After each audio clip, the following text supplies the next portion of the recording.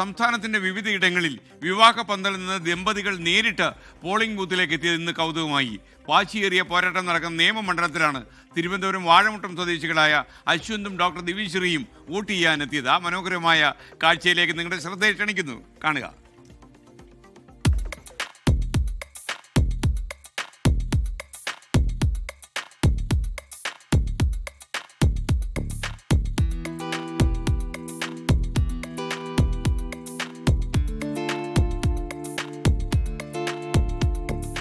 ജീവിതത്തിലെ ഏറ്റവും തിരക്കേറിയ ദിവസമായിരുന്നിട്ടും ഇരുവരും വോട്ട് പാഴാക്കിയില്ല.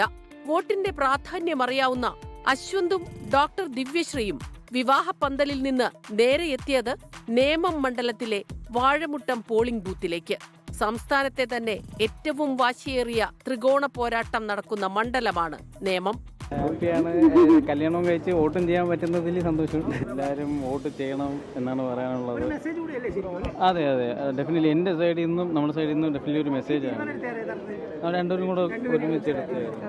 വിവാഹ ചടങ്ങിന് മുൻപ് മേപ്പാടി ഗവൺമെന്റ് ഹയർ സെക്കൻഡറി സ്കൂളിലെ 191 നമ്പർ ബൂത്തിൽ വോട്ടു ചെയ്യാനെത്തി മേപ്പാടി സ്വദേശിനി അഖില ആന്റണി മൈക്കിൾ.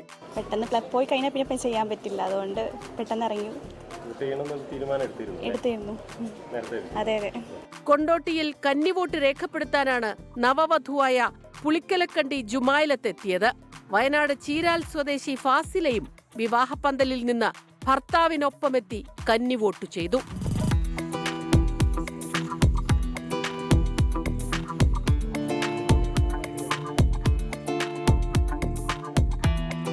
വിവാഹശേഷം ഒരുമിച്ചെത്തിയാണ് കോഴിക്കോട് മലാപ്പറമ്പ് സ്വദേശി ഡേവിഡും ഇരിങ്ങാലക്കുട സ്വദേശി സജ്നയും സമ്മതിദാനാവകാശം രേഖപ്പെടുത്തിയത്.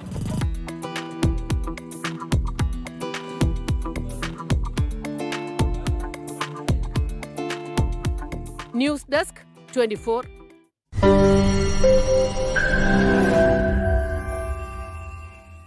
ലോകത്തെവിടെയായാലും ഏത് സമയത്തും 24 വാർത്തകളും ഓഗ്മെന്റഡ് റിയാലിറ്റി പാക്കേജുകളും എക്സ്പ്ലെയിനറുകളും വിശദമായി കാണാൻ ഞങ്ങളുടെ യൂട്യൂബ് ചാനൽ നിങ്ങൾക്ക് സബ്സ്ക്രൈബ് ചെയ്യാം.